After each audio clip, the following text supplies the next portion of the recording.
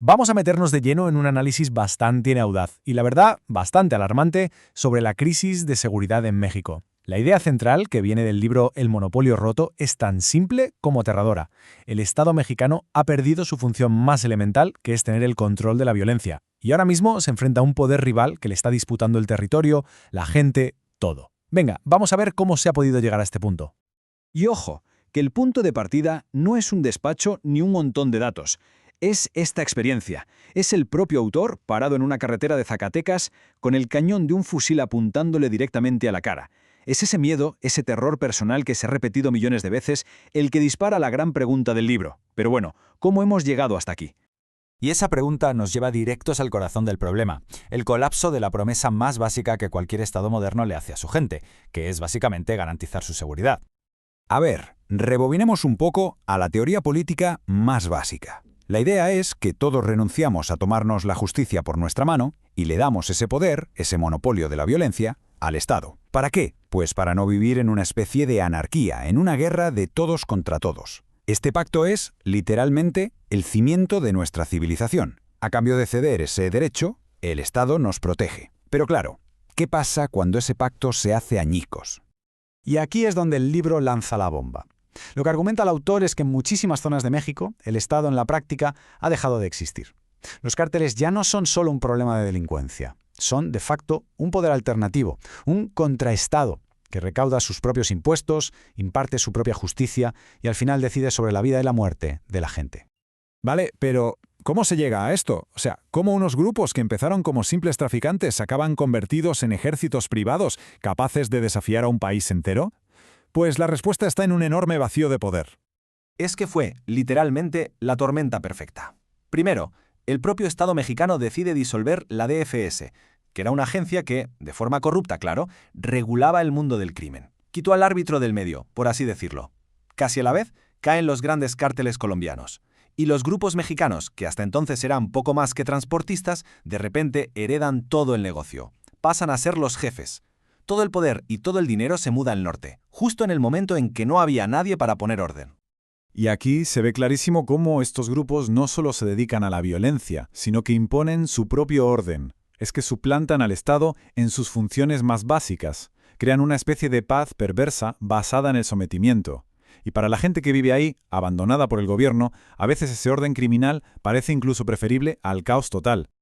Y esta es su herramienta maestra para pudrir el sistema desde dentro.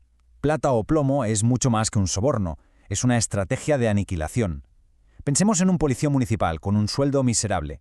La elección que le ponen delante no es entre hacer lo correcto o lo incorrecto, es entre una muerte segura para él y su familia o aceptar un dinero que le condena a vivir una vida que ya no le pertenece. Así es como se neutraliza la primera línea de defensa del ciudadano. Pasemos ahora a analizar qué ha hecho el Estado frente a todo esto. Porque según el autor, las respuestas que se han dado no solo es que no hayan funcionado, es que han empeorado la crisis. Esta cita de Churchill, la verdad, le viene como anillo al dedo a la crítica que hace el libro sobre la política de abrazos no balazos. La presenta como una estrategia de apaciguamiento, de intentar calmar a la bestia dándole de comer, con la esperanza de que no te devore. Pero al final, lo único que se consigue es que el depredador se haga más y más fuerte. El punto clave del argumento es este. Claro que hay que atacar las causas de la violencia, como la pobreza o la falta de oportunidades, eso es fundamental. Pero eso es un tratamiento a larguísimo plazo. El error fatal, según el libro, fue pensar que esa estrategia podía servir para neutralizar una amenaza inmediata, la de auténticos ejércitos paramilitares. Es como intentar curar a un paciente que se está desangrando en urgencias, recetándole una dieta más sana. Y si hay un momento que cristaliza esta rendición del Estado, ese es, sin duda, el famoso Culiacanazo. La secuencia fue tremenda. El Estado da un golpe certero. El cártel responde desatando una guerra total en la ciudad. Y el Estado, para evitar una masacre, cede y ordena liberar al detenido. Fue una humillación retransmitida casi en directo. El impacto estratégico de esto fue brutal, porque no fue solo una derrota en el campo de batalla, fue la creación de un manual de instrucciones sobre cómo doblegar al Estado. El mensaje para todos los demás grupos criminales fue meridiano. No hace falta que derrotes al ejército, solo tienes que sembrar el pánico suficiente entre la población para que el gobierno se rinda. Pero bueno, el libro no se queda solo en el diagnóstico de lo que va mal. También se atreve a proponer una solución bastante rompedora, un cambio total de paradigma, para intentar recuperar el poder que se ha perdido. La primera propuesta es un cambio de chip total. Es dejar de tratar a estos ejércitos con las herramientas que se usan para la delincuencia común. Es reconocerlos por lo que son, una amenaza a la propia existencia del Estado. Y eso requiere usar todas las herramientas de la seguridad nacional, no solo las de la seguridad pública. Y esto no es solo ponerles una etiqueta nueva y ya está. No. Llamarles organizaciones criminales insurgentes cambia por completo las reglas del juego. Permitiría al Estado dejar de ir persiguiendo sicarios de uno en uno y empezar a centrarse en lo que de verdad importa. Desmantelar sus estructuras de mando, sus finanzas, su logística, todo lo que les da poder. La segunda parte de la solución ataca lo que el autor llama el puño fragmentado del Estado. Y para entenderlo, solo hay que ver este número, casi 2000. Esas son las policías municipales que hay en México. Cuerpos pequeños, débiles, mal pagados, descoordinados y, por tanto, increíblemente fáciles de corromper o directamente de aniquilar. Y la solución que se plantea es tan radical como lógica: disolverlas todas y, en su lugar, crear 32 fuerzas estatales unificadas, una por cada estado.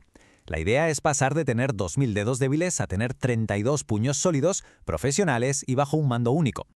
Claro que no basta solo con unificarlas. La idea es refundar por completo la profesión de policía. El libro propone construir esta nueva fuerza sobre 4 pilares. Un policía bien formado, con un sueldo digno y con una carrera por delante, se lo pensará mucho más antes de aceptar un soborno. Se trata, en fin, de reconstruir la institución desde los cimientos. Y con esto llegamos a la reflexión final, la que lo engloba todo.